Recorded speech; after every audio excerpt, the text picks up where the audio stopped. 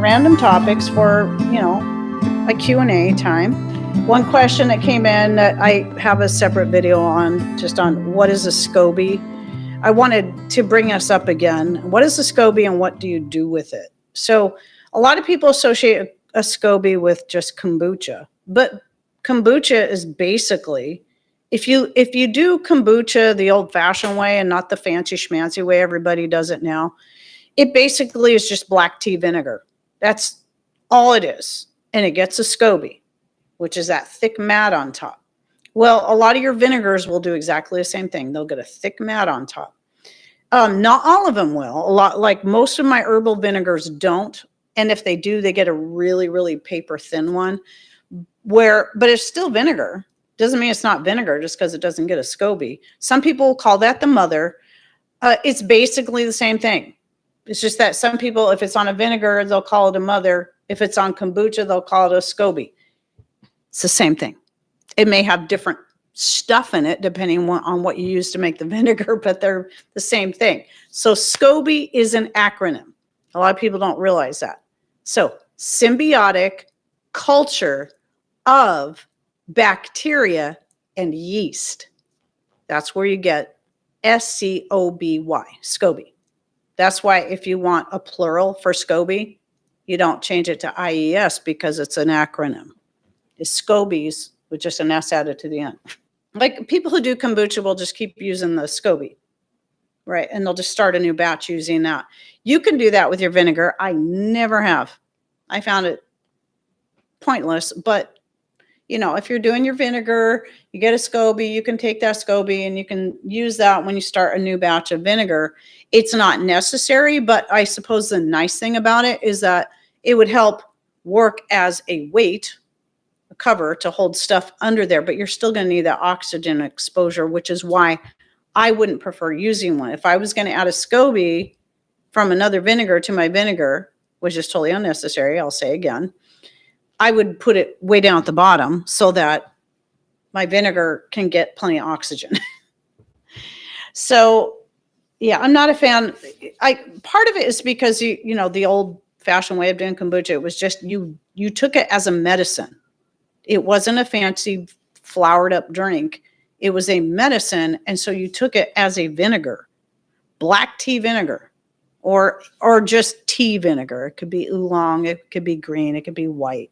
Okay, what do you do with it? So whether you can use it to start more vinegar if you want. I've had some people tell me they take theirs and dehydrate it and then powder it up and use it as a seasoning. Now, I did take one time because I tend to get really big ones on my peach vinegars and my apple vinegars. Those kind of vinegars tend to get quite a bit. You take them out and it forms another one in storage. I dehydrated a little bit of one time and then I'm like, that's an interesting idea. And then tasted it. I'm like, ew, gross. I don't like it. Nope, not for me. But some people do. Some people eat them. They'd be quite healthy for you. That's for certain. But yuck. I don't like the taste and then I don't like the texture. It's just, it's just gross. But, to each their own. But my chickens love them. So I just throw them to the chickens. Now, I'm sure there's all kinds of people that have many other ideas of what to do with a SCOBY. If you can throw it in the chat and if you want. Or if you're watching this as a separate video that I make later, you can put those in comments down below, your thoughts, what you like to do with SCOBYs, vinegar SCOBYs, kombucha SCOBYs. And some people compost them. You can compost them. You're adding some good stuff to your soil when you do that. So, but I like to give them to my chickens. I like to give them as much of that kind of stuff as I can. You know what, Tina Marie? That is an excellent idea. I think somebody else said that. Thank you for throwing that in there. So would that be a good probiotic and a capsule? So yes, you could dehydrate it and then encapsulate it. That's a really good idea. If you're like me and like that tastes really nasty, then that would be a good way to do it. Okay, so somebody also asked me, I have an old video that's like 7, 8 years, maybe even almost 9 years ago. I know I did a video on best herbs for dogs, but I have one on a pain reliever idea. It just basically involved coconut oil and some herbs like turmeric, ginger, cat mint. You could use catnip, cinnamon, some good dog pain relieving herbs. But if you make it like using these, because I've also used these for that. These things I use for the candy molds, you can use for soap molds as well if you want little tiny soaps. But you can make like little dog things out of these. So, and then you pour it after you melt your coconut oil, you mix your herbs in there. They're good for pain. Cat mint and catnip for dogs is a sedative, a natural sedative. You could also use valerian is another good one. I would use the leaves in that case, so I make sure it doesn't get too strong. But dogs typically like the taste of coconut oil. So, you mix that up, melt it down, then pour it into these and then freeze them so they solidify. You might want to keep them in the freezer if you live in a really warm climate. But that worked really good. And a couple of times that Cody's hurt himself playing too hard with his sister. I must have sprained something because he was in a lot of pain. But so yes, I do have a dog pain remedy. Then somebody was asking me that photo I put on my community section of my toaster oven. I thought, why haven't I thought to do this before? It's actually been cold the last couple days, but that day I was baking bread. It was a hot day, and I'm like, man, I do not want to bake this bread in the house. It's like, oh, this toaster oven's super light. I use it in the summertime. I plug it in. We have a solar outlet in our kitchen, and so it gets used on the solar there. But I also have a solar. I don't know where the outlet is. I might be in the shop, but anyway, I have an extension cord that I have coming out the window of Patrick's shop that's plugged into solar power. And so I'm like, I can just take this toaster oven, move it, because I already have my solar oven full of stuff that day. And I just set it on the table there and then plugged it into the extension cord that's plugged into a solar outlet. So that's always handy for like when I want to like dehydrate stuff out there. I can do the same thing. I just have yet to move my dehydrator out there because I don't want to keep it on that table all the time during the summer because we use it for other things.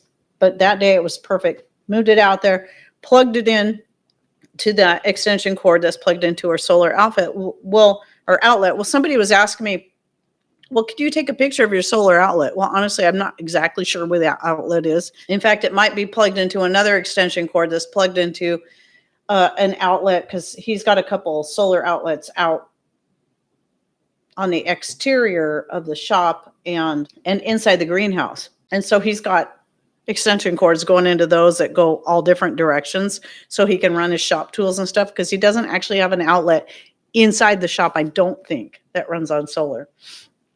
So I couldn't really get a picture, but it's just any of the solar outlets we have, a lot of them are like in the hall, in the kitchen, in the 4 places we have them in the house. They're just look like a normal outlet, and they're installed. Patrick installed them right next to the public power outlets. So we have public power and a solar power one in each of the 4 rooms. So the foyer where the washer and dryer are, the dining room, the kitchen, and then the living room just on the other side of this wall. And then the dehydrator is running on solar because I got an extension cord currently going across here and goes out into the hallway, and it's plugged into the solar outlet out there. So I do have videos where I show some of this, but yeah, somebody was just asking me that. So if you're unfamiliar, we have both public and solar power because where we live, we could not depend 100% on our solar power. We just couldn't. So we do both. Get the best of both worlds. In the summertime, our public power is more of a backup to our solar power. And in the wintertime, our solar power becomes a backup to our public power if we lose, if we have a power outage.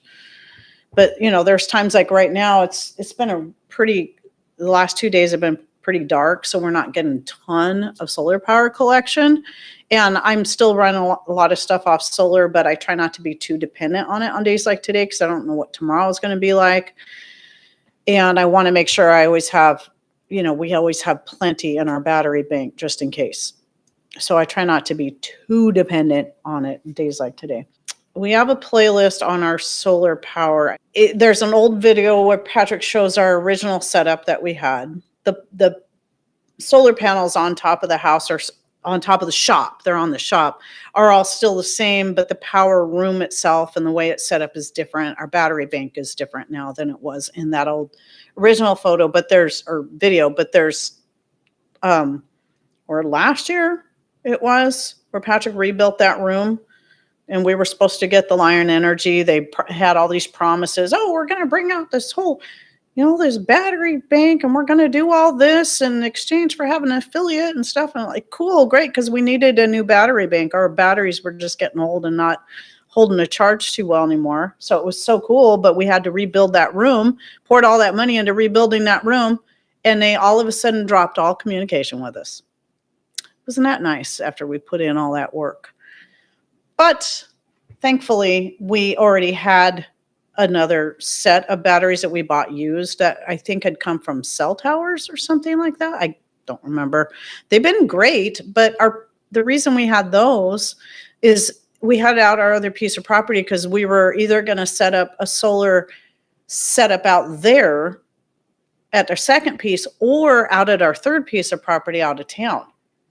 Well, now we don't have that because we'd already given away all our old batteries or thrown them out. And so we didn't have a battery bank anymore. And when they just dropped all communication, we waited for months. Just nothing, not a peep, not a word.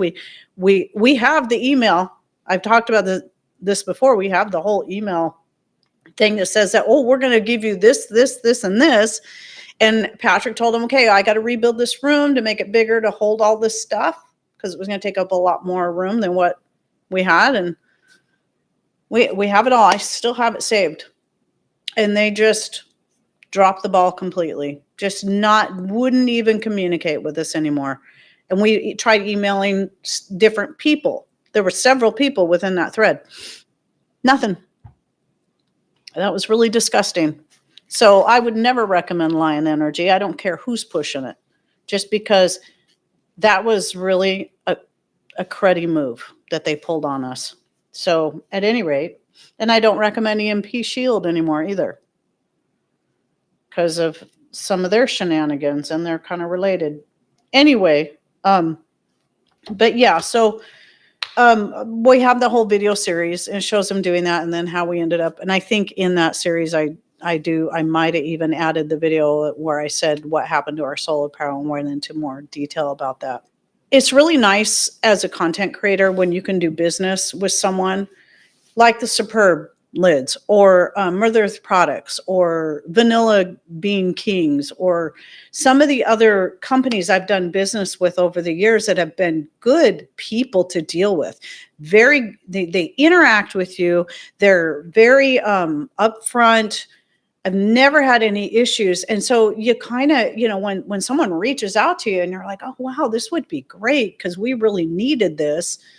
And we don't hurt. There was other channels doing videos on Lion Energy. And we're like, oh, well, they must be pretty good. And then they treat you like that. It's like, okay, nope. I mean, I'm still irritated at Greenstock for the way they just dumped me. No, not a word. They just all of a sudden just deleted my affiliate and didn't even tell me why. I'm thinking, well, is it because I don't push your product every single video I have? What is that? What's that about? Or because I give people options if they can't afford a Greenstock? I love that Mother Earth Products has never done that to me. Because I'll talk about how I feel about freeze-dried foods, generally speaking. Why I won't buy a freeze dryer. And I'm very honest about some of the products I've tried of theirs, some of the things about them that, well, there's this or that, but I really, really like this. And they appreciate the fact that I'm honest and they don't dump me because I'm going to be honest about it. I think that's what some companies are. They don't like it if you're actually honest.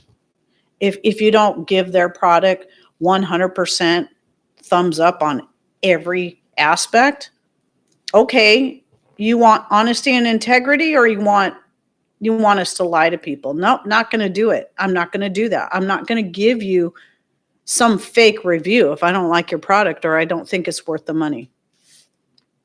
Or if it's something like the Nakano knives, which I'm really happy with them, and I will share that. Yes, I really like their products. I really like their knives. However, I spent most of my married life using old knives that were handed down to us that worked just fine. And you know what? I could still cook and make good meals without having a $200 knife or $300 knife or whatever. So I'm still going to be honest with people and say, you don't have to spend that kind of money on a knife to get by. You don't. Is it nice? Yeah. But I got them for free. Well, not all of them. I bought some of them. There were some that I did buy because I liked them so much. Like I bought their steak knives, and I'm so glad I did. I love their steak knives. They're beautiful. They work great. And I bought what else did I buy? I bought the set of 3 paring knives. I love them.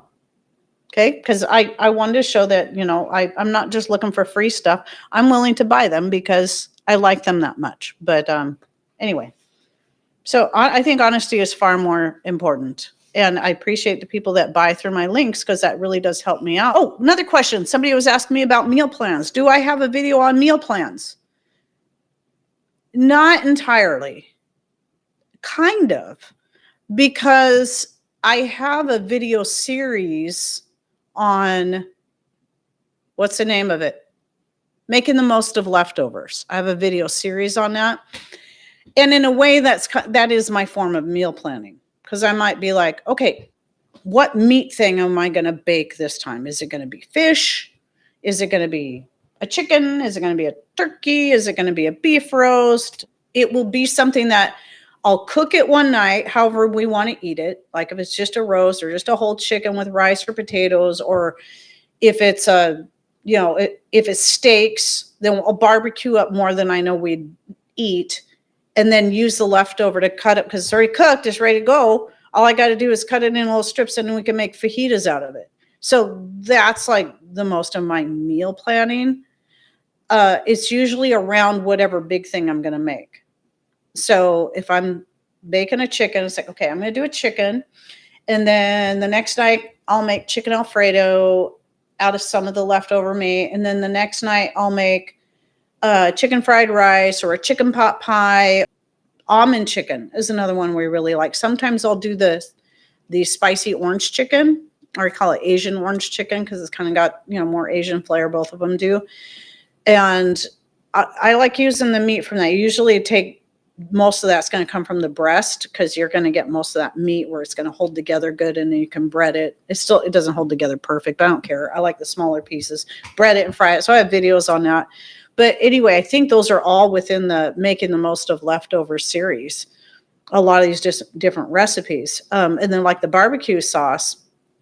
So if I do a beef roast, I can take the barbecue sauce, make up some barbecue sauce, take the leftover beef roast and cut it up into small pieces, and then mix it with the barbecue sauce and then serve that over rice or noodles or even toast if you wanted to. There's just so many cool things you can do with leftover meat like that. So that's pretty much the extent of my meal planning.